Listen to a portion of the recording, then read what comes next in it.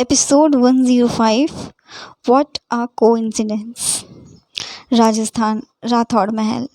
पूरे एक हफ्ते चंडीगढ़ रहकर आयशा और अभय राजस्थान वापस लौट चुके थे। जिस दिन से अनिरुद्ध ने अभय को मंजीत के बीते कल के बारे में बताया था, उस दिन से अभय के पेट में दर्द था।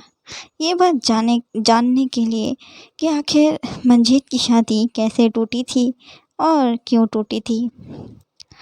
अभय अपने केबिन में बैठे हुए यही सोच रहा था, तभी उसके केबिन का डोर ओपन हुआ और अवंतिका दाखिल हुई। उसे ऑफिस में देखते ही अभय समझ गया कि ज़रूर वो उससे पैसे मांगने आई है। भैया, मुझे शॉपिंग के लिए जाना है, अपना क्रेडिट कार्ड दो ना। अवंतिका के इतना कहते ही अभय तिरछी मुस्कान मुस्काया, क्योंकि उसका शक एकदम सही निकला था। लेकिन तुझे भी तो क्रेडिट कार्ड बनवा कर दिया है ना मिस्टर राठौड़ ने, फिर उस क्रेडिट कार्ड का क्या हुआ? अभय ने उससे पूछा। तो अवंतिका ने अपना सिर झुका लिया। बोल, क्या किया तूने अपने क्रेडिट कार्ड का? इस बार अभय ने उस पर दबाव बनाना शुरू कर दिया। भैया, वो एक्चुअली, अवंतिका अपनी बात कह नहीं पा रही थी, मगर अभय को पहले से ही रीज़न मालूम था कि असल में अवंतिका का क्रेडिट कार्ड उसके पास क्यों नहीं था। वो सब छोड़ो ना भैया, आप मुझे अपना क्रेडिट कार्ड दे दो, मुझे शॉपिंग करने जाना है अपने फ्रेंड्स के साथ, सब मेरा वेट कर रहे हैं। अवंतिका उसे जिद करने लगी, तो अभय ने उससे कहा, मैं क्रेडिट कार्ड दे देता हूँ तुझे, मगर इस वक्त मेरे पास नहीं है, मेरा कार्ड तेरी भाभी के पास है।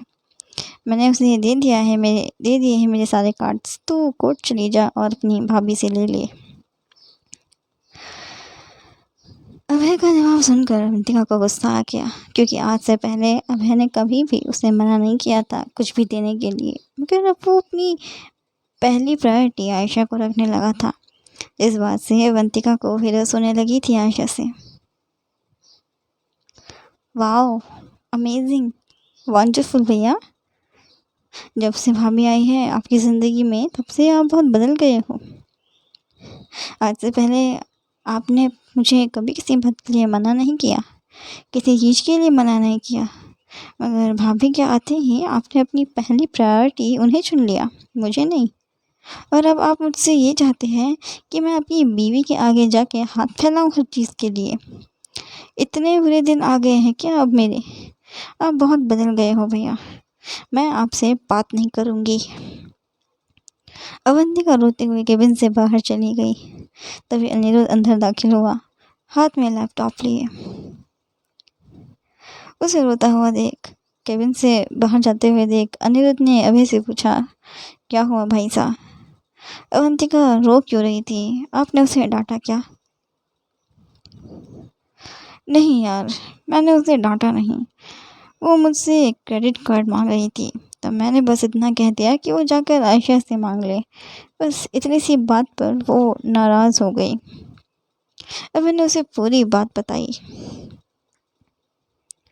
अभय की बात सुनकर अनिरुद्ध मुस्कुराते हुए बोला, आपकी हालत देखकर तो मुझे अब लगता है कि मैं कुंवारा ही ठीक हूँ। कम से कम बहन और बीवी के बीच में पिसना तो नहीं पड़ेगा मुझे।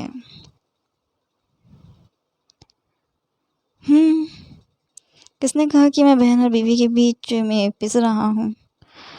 अभय ने अनिरुद्ध से कहा।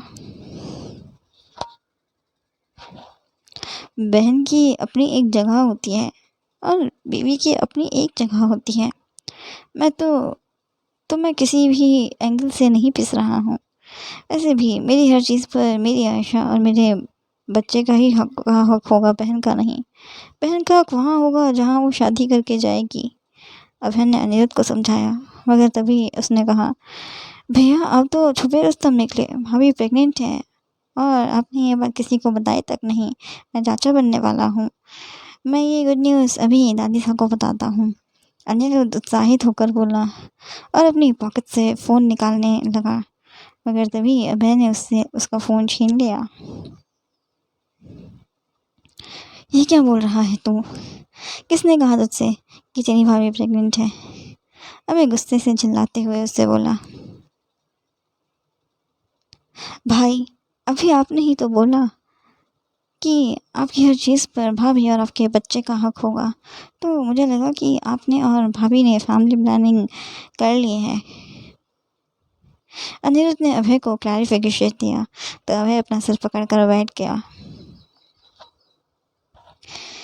हे भगवान, कितना बड़ा गधा है मेरा भाई, अभय खुद से बोला। बेवकूफ़ लड़के, मैंने ये कहा कि मेरी हर चीज़ पर मेरी बीवी और बच्चे का हक होगा, ये नहीं कहा मैंने कि मेरे होने वाले बच्चे का होगा। ये बोलते हुए अभय ने उसके सिर पर एक तपली मारी।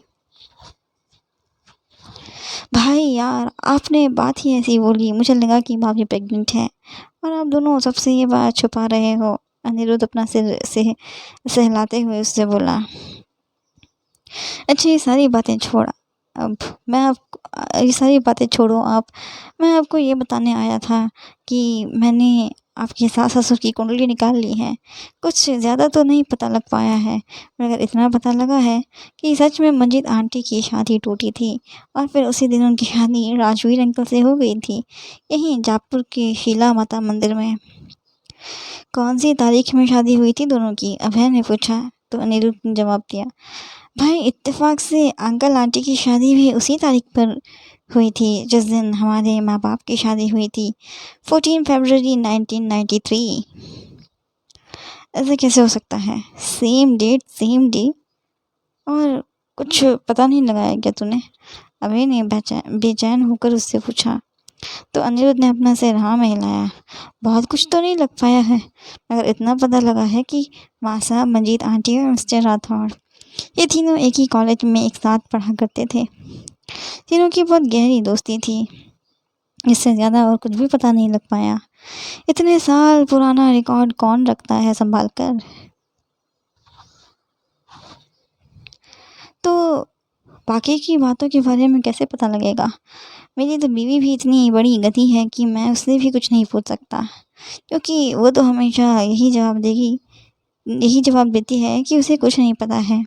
अभय अपनी अंगूठी के साथ खेलते हुए बोला। तभी उसका फ़ोन रिंग करने लगा।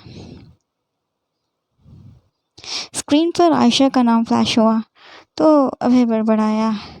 शैतान का नाम लिया और शैतान हाजिर। हाँ बोलो, क्या हुआ? अभय फ्रस्ट्रेट होकर बोला तो आयशा ने फ़ोन काट दिया। इसे क्या हो गया अब? अभय परेशान होकर बोला तो अनिरुद्ध ने जवाब दिया। भाई, आपकी टोन बहुत रूड थी भाभी के साथ, शायद उनका मूड ख़राब कर दिया आपने। अनिरुद्ध की बात का जवाब ना देते हुए अभय ने वापस से आयशा को कॉल बैक करी, मगर आयशा का फ़ोन स्विच ऑफ आ रहा था तो उसे घबराहट होने लगी। इतना गुस्सा, फ़ोन स्विच ऑफ कर दिया इसने अपने गुस्से में। अभय अपने फ़ोन को खोलते हुए बोला तो अनिरुद्ध मुस्कुराते हुए वहाँ से चला गया। वहीं आयशा तपती धूप में सड़क पर पैदल चल रही थी। उसका चेहरा भी गुस्से से काफ़ी ज़्यादा भरा हुआ था।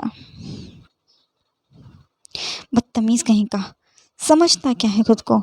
हमेशा दूसरों का गुस्सा मुझ पर उतारता है। आयशा चलते चलते खुद से बड़बड़ा रही थी। तभी उसके सैंडल के नीचे एक पत्थर आ गया और वो नीचे गिर गई। मेरा घुटना, मेरी सैंडल भी टूट गई। अब मैं घर तक कैसे पहुंचूंगी? आयशा को उसके घुटने में तेज़ दर्द होने लगा, ऊपर से उसकी सैंडल भी टूट गई। क्या हुआ मैडम, आप ठीक तो हैं? दो लड़के आयशा के पास आ गए उसकी मदद करने के लिए। दो अनजान लड़कों की मदद के सहारे आयशा खड़ी हुई, मगर वो चल नहीं पा रही थी क्योंकि उसे उसके पैर में तेज़ दर्द हो रहा था। ऊपर से उसकी सैंडल भी टूट चुकी थी। थैंक यू, आयशा ने उन दोनों अनजान लड़कों से कहा और धीरे धीरे आगे बढ़ने लगी। चलना है? चलो हम छोड़ देते हैं। बाइक में सवार दो लड़के आयशा की स्पीड के साथ ही चलने लगे और उसे कॉमन्स पास करने लगे।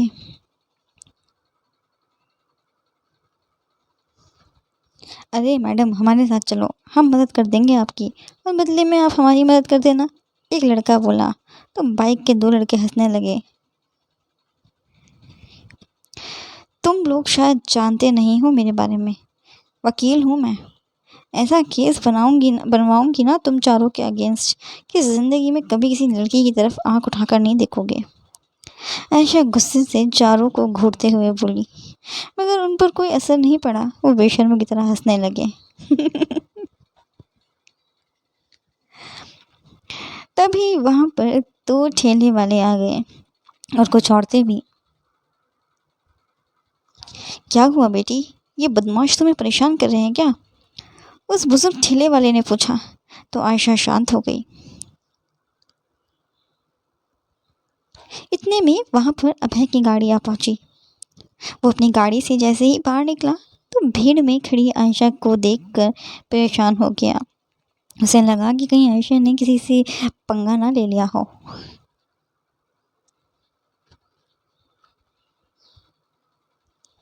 क्या हो रहा है यहाँ पर? अभय की आवाज़ आई। तो आयशा लंगड़ाते हुए अभय की तरफ बढ़ी।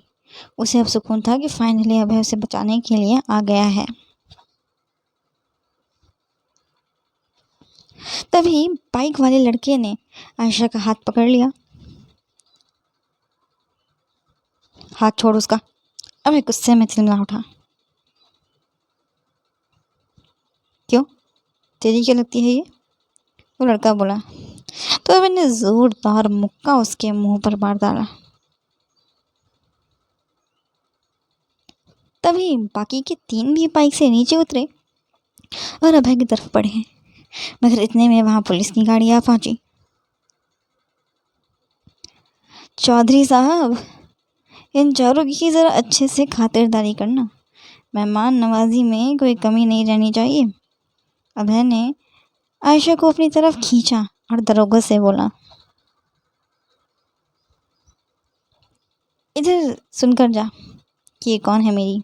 ये बोल अभय ने उसका कॉलर पकड़ा और उसके मुंह पर बोला, मेरी बीवी है ये, और फिर उसे पीछे धकेला। उसके बाद अभय आयशा का हाथ पकड़कर उसे गाड़ी की तरफ ले गया। गाड़ी में बैठते ही अभय बोला, वैसे तो गुंडी बनी फिरती हो तुम, मगर इन चार कीड़ों से नहीं निपट पाई। क्या फ़ायदा होता है तुम्हारा सरसों का साग खाने का, दूध पीने का, घी खाने का। इतना भर भर के खाती हो और चार गुंडों के बीच फंस गई। मेरा खाना गिनते हो तुम? आयशा उसे गुस्से से घूरते हुए बोली। तभी अभय को भी रियलाइज़ हुआ कि उसने कुछ ज़्यादा ही बोल दिया।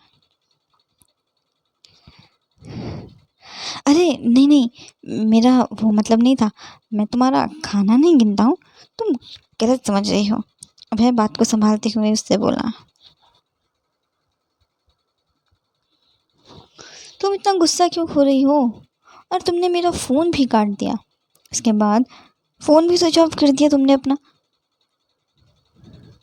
अभय ने उससे पूछा, मगर आयशा ने उसकी किसी बात का कोई जवाब नहीं दिया। चलो, मैं आज तुम्हें कॉफ़ी पिलाता हूँ, काफ़ी दिनों बाद हम साथ में कॉफ़ी पियेंगे। अभय कोशिश में जुट गया आयशा को मनाने के लिए। तभी आयशा रूठ होकर बोली, मेरी सैंडल टूट गई है, मैं कहीं नहीं जा सकती हूँ, तुम मुझे सीधा घर लेके चलो। अरे तुम फिक्र मत करो, हम पहले मॉल चलते हैं, हम पहले तुम्हारे लिए सैंडल लेंगे, फिर कॉफ़ी पीने जाएंगे। अभय उससे बोला, मगर आयशा ने कोई खास रिस्पॉन्स नहीं किया। वो चुपचाप बैठी हुई थी। 10 मिनट में वो दोनों मॉल पहुंच गए। अभय संभाल कर उसे मॉल के अंदर लेके गया और शूज़ वाले सेक्शन में ले गया।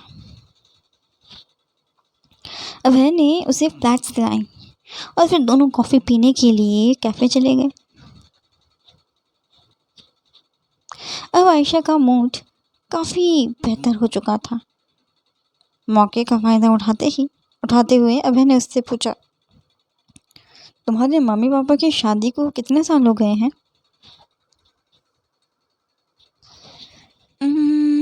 आई थिंक 31 ईयर्स हो गए हैं, शायद से 32। पता नहीं।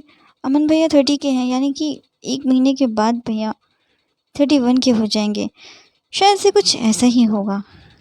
वैसे तुम क्यों पूछ रहे हो इस बारे में? आयशा ने अचानक ही पलट कर उससे पूछा। नहीं, बस मैं ऐसे ही पूछ रहा था। वो असल में मम्मी पापा आज भी काफ़ी यंग लगते हैं। वो दोनों लगते ही नहीं है कि उनके 4 बच्चे होंगे।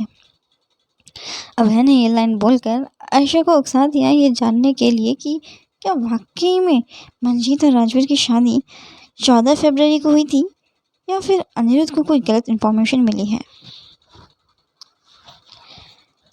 वैसे मम्मी पापा की एनिवर्सरी कब आती है? अभय ने उससे पूछा। तो आयशा बड़ी सी मुस्कान के साथ बोली, 14 फरवरी। ओह, कितना कोइंसिडेंस है ना कि तुम्हारे पेरेंट्स की वेडिंग एनिवर्सरी भी उसी डेट को आती है जब मेरे पेरेंट्स की आती है। एग्जैक्ट मेरे पेरेंट्स की भी वेडिंग एनिवर्सरी 14 फरवरी को आती है, अभय ने आयशा से कहा। तो उसे बड़ी बड़ी आंखों से निहारने लगी। वाओ, ये तो सच में इत्तेफाक है। आयशा को भी ये इत्तेफाक के बारे में जानकर हैरानी हुई। यानी कि 2 महीने बाद। तो फिर क्या सोचा है इस बारे में तुमने? कैसे सरप्राइज दोगे तुम भाई बहन ने?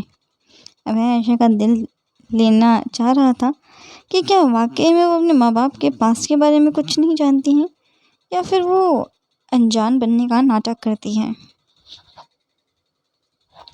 अरे अभी तो पूरे 2 महीने हैं, आराम से सोच लेंगे कि उन्हें क्या सरप्राइज़ देना है हमें। आयशा अपना बर्गर खाते हुए बोली। तो अभय ने उससे ज़्यादा कुछ सवाल जवाब नहीं किए। 2 महीने बाद मैं भी एक बड़ा सा तोहफा दूंगा अपने सास ससुर को उनकी वेडिंग एनिवर्सरी पर। आखिरकार दामाद हूँ मैं उनका, मेरा भी तो फर्ज़ बनता है अपनी बीवी के माँ बाप को स्पेशल फील करवाने का। अभय मन ही मन खुश होते हुए खुद से बोला।